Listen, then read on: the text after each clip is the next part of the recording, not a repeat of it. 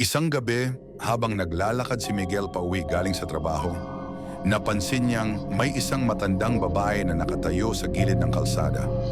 May kakaibang aura ito, malamig ang hangin sa paligid, at parang may anino na sumusunod sa kanya.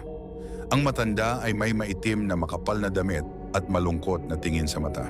"Anak, maaari mo ba akong tulungan?"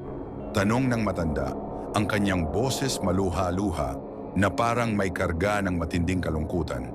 Pinagbigyan ni Miguel kaya't inalay niya ang kanyang tulong at inalalayan siya pauwi.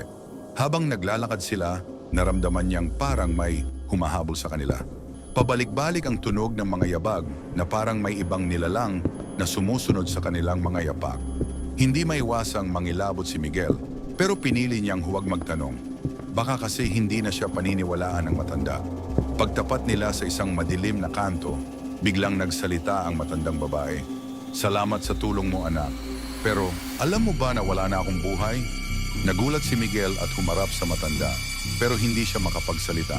Habang siya ay tinitingnan, pakiramdam niya parang lumalamig ang buong paligid. Nais niyang maglakad palayo, ngunit ang mga paa niya ay tila nakabaon sa lupa. "Sumama ka na lang sa akin, anak. Matagal na akong naghihintay," dagdag ng matanda.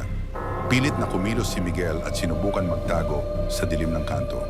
Bigla siyang napalingon at nakita ang matanda, ngunit wala na ang mukha nito. Isang anino na lang ang naiwan, isang malupit na hangin na dumaan sa kanyang katawan. Doon naisip ni Miguel na may nangyaring kakaiba. Naalala niya ang burol na nadaanan nila kaninang araw. May burol ng isang matandang babae sa kanto na yon. Siya ba yung patay? Bulong ni Miguel sa sarili.